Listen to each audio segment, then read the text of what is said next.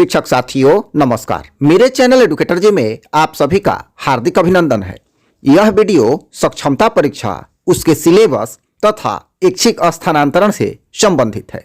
इस वीडियो में मुख्य रूप से आप जानेंगे कि सक्षमता परीक्षा कब होगी, नियोजित शिक्षक सक्षमता परीक्षा पास करके ज्वाइन ही न करे तो क्या अपने ही गृह जिले में रह जाएंगे, यह भी जानेंगे। साथ ही ऐच्छिक स्थानांतरण पर संघ क्या कर रहा है यह भी जानेंगे तथा इस वीडियो में इस परीक्षा से संबंधित सिलेबस के बारे में भी विस्तार से जानेंगे। तो वीडियो में आगे बढ़ने से पहले आपसे रिक्वेस्ट है, यदि चैनल सब्सक्राइब नहीं किए हैं तो चैनल को सब्सक्राइब कर दें और वीडियो अच्छा लगे तो एक लाइक अवश्य कर दें। तो अब यह तय हो गया है कि सक्षमता परीक्षा अप्रैल माह में होने वाली है। इसके लिए आप आगे एक प्रूफ के रूप में वीडियो क्लिप भी देखने वाले हैं। बात करें ऐच्छिक स्थानांतरण की तो इस पर संघ लगा हुआ है। संभव है कि शिक्षक संघ के प्रयास से ऐच्छिक स्थानांतरण मिल ही जाएगा और 3 जिलों का विकल्प समाप्त हो जाएगा। अधिक संभावना जताई जा रही है कि यह विकल्प हट जाने वाला है। सक्षमता परीक्षा पास करने के बाद यदि नियोजित शिक्षकों को दूसरा जिला मिल रहा है और वे उस जिले में नहीं जाना चाहते हैं तो वे ज्वाइन ही नहीं करेंगे। इससे वे अपने ही जिला में पूर्ववत बने रहेंगे, किंतु उन्हें अभी राज्यकर्मी नहीं माना जाएगा और फिर चाहे तो वे दूसरे प्रयास में पास कर लें। संभव है कि तब तक कुछ भारी बदलाव भी हो जाए। अब बात करते हैं सक्षमता परीक्षा के सिलेबस की। तो आइए आगे के वीडियो क्लिप में सक्षमता परीक्षा के समय तथा इसके सिलेबस और अन्य बहुत सारे बिंदुओं पर संबंधित अपडेट जानते हैं। अधिसूचना में है कि शिक्षा विभाग ने बिहार विद्यालय परीक्षा समिति को सक्षमता परीक्षा के समकक्षता परीक्षा के लिए अधिकृत कर दिया है। यानी शिक्षा विभाग ने समकक्षता परीक्षा संचालन से लेकर रिजल्ट तक का जिम्मा बिहार विद्यालय परीक्षा समिति को दे दिया है।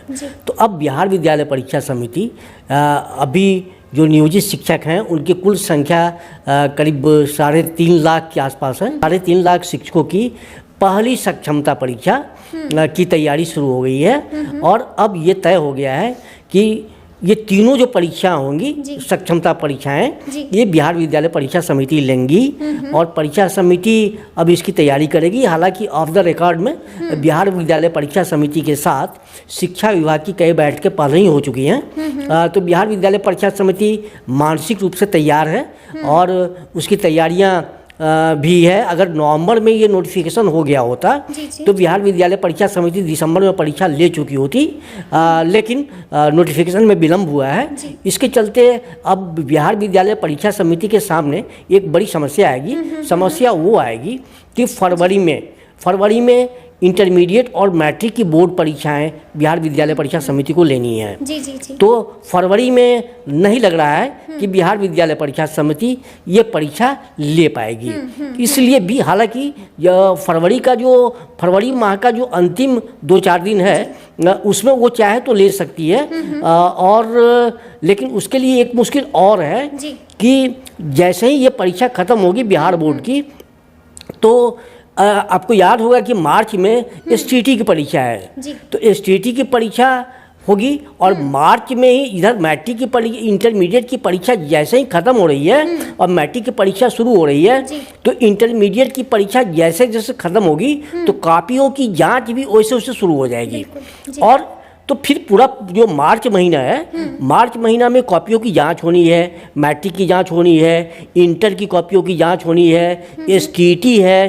तो ऐसे में अगर बिहार विद्यालय परीक्षा समिति अप्रैल के पहले परीक्षा लेना चाहेगी तो वो निकालना होगा कि कैसे हम निकाल सकते हैं, और नहीं अगर इसके पहले नहीं हुआ तब अप्रैल में परीक्षा तय मानिए और परीक्षा होगी। इस परीक्षा में पहली परीक्षा होगी है तो आपको पता है कि इसमें समकक्षता परीक्षा में पास होने के लिए नियोजित शिक्षकों को 3 अवसर दिए जाने हैं विशिष्ट शिक्षक नियमावली के तहत। तो ये पहली परीक्षा होगी और 2 दिन पहले मुख्यमंत्री स्पष्ट कर चुके हैं कि हम नियोजित शिक्षकों को परीक्षा के माध्यम से सरकारी शिक्षक बनाएंगे और तब हमारे विद्यालयों में एक तरह के शिक्षक हो जाएंगे। जी। और उन्होंने कहा कि ये जो परीक्षा होगी सरकारी शिक्षक बनाने के लिए नियोजित शिक्षकों की जो परीक्षा होगी वो परीक्षा अलग तरह की परीक्षा होगी। जी, जी, जी। यानी उनका अलग तरह से कहने का तात्पर्य ये था कि वह परीक्षा बीपीएससी की परीक्षा नहीं होगी। लेकिन सबसे बड़ा सवाल ये है जी। कि नियोजित परीक्षा की तिथि तो घोषित हो गई, लेकिन नियोजित शिक्षकों के सामने सबसे बड़ा सवाल ये है कि इस जी। परीक्षा का सिलेबस क्या होगा। परीक्षा ऑफलाइन होनी है, ये जी, जी, क्लियर जी, है जी। कि परीक्षा ऑफलाइन होगी। ठीक है। तो इसके लिए और चूंकि बैठेंगे फर्स्ट टाइम तो बिल्कुल। सारे शिक्षक बैठेंगे, जी, तो जी, 3.5 लाख शिक्षक हैं। तो बिल्कुल। इस हिसाब से जी। परीक्षा केंद्रों का चयन होना है। फिर क्वेश्चन को वो अपना क्वेश्चन बिल्कुल, सेट करेंगे, बिल्कुल, सिलेबस तय करेंगे।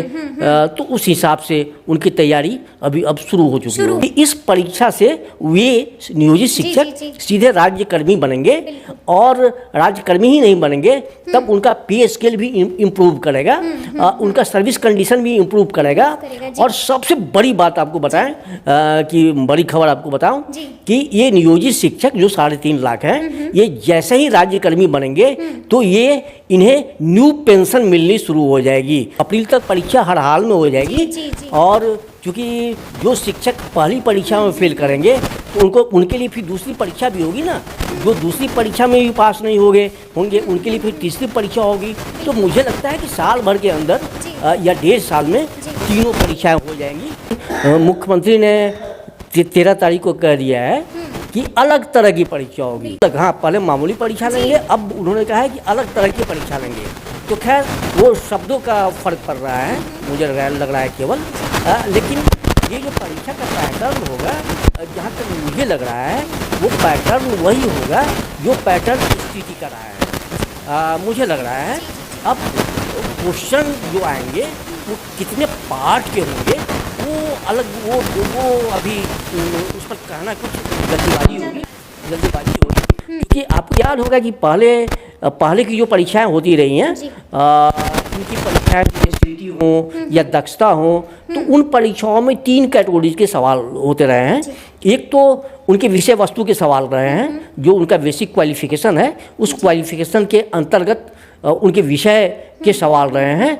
एक बड़ा पार्ट ये रहा था। दूसरा बड़ा पार्ट ये रहा था कि जो शिक्षा का जीके है, शिक्षा का जीके है, तो शिक्षा का कि जीके पे सवाल रहा था। शिक्षा का जीके मतलब एनसीईआरटी का फुल फॉर्म क्या है, एससीईआरटी का फुल फॉर्म क्या है। तो इस तरह के जो शिक्षा के जीके हैं, डाइट का फुल फॉर्म क्या है, बाइट का फुल फॉर्म क्या है, ठीक है ना। तो ये बिहार बोर्ड का फुल फॉर्म क्या है। तो ये शिक्षा के जीके हुआ। तो और तीसरा था कि शिक्षकों की रुचि। हाँ, तो रुचि से जुड़े सवाल, जिसमें कि सामान्य अध्ययन के सवाल भी आ जाते हैं। तो पिछली जो परीक्षाएं होती रही हैं, चाहे वो दक्षता हो या एसटीटी हो, तो उसमें सवालों का पैटर्न यही रहा है। तो लग रहा है कि पैटर्न भी करीब करीब वही होगा। लेकिन अब ये तय करेंगे, बिहार में वो परीक्षा समिति बैठेगी, इस पर डिस्कस करेगी, तब वो क्वेश्चन के पैटर्न पर वो अंतिम फैसला लेंगे। लेकिन फिलहाल चांसेस वही हैं कि जैसे परीक्षा होगी। या परीक्षा इसलिए देंगे, जिला छोड़ने की बात अभी नहीं कहेंगे, अभी तो उनको ऑप्शन देने होंगे। जब वो आएगा तो उसमें ऑप्शन देने हैं। तो वो तो बात की बात आएगी, जब रिजल्ट आएगा वो बात की बात है। उस पर भी अभी बहुत कुछ कहना जल्दीबाजी होगी। लेकिन ये चीज़ तय है कि परीक्षा देंगे, ये फॉर्म भरेंगे, ये एग्ज़ाम में भी बैठेंगे, और बैठेंगे तो ये उत्तीर्णता भी हासिल करेंगे, पास भी होंगे। इसलिए कि आपको सिर्फ प्राइमरी में छोड़, तो प्राइमरी में कुछ सैकड़ा शिक्षकों को छोड़ के सारे शिक्षक दक्षता पास हैं। माध्यमिक में सारे शिक्षक दक्षता पास हैं। और बाद में 14 के बाद जो 12 के बाद जो टीटी और एसटीटी की परंपरा शुरू हुई, तो पास होके ही आए हैं। तो वो है कि वो परीक्षा में बैठेंगे, परीक्षा में सफल भी होंगे। लेकिन वो बाद में तय होगा कि वो जिला का क्या होगा। हाँ, वर्तमान विद्यालय उनके छूटेंगे या रहेंगे, ये बात का मसला है, ये सीएम देखेंगे।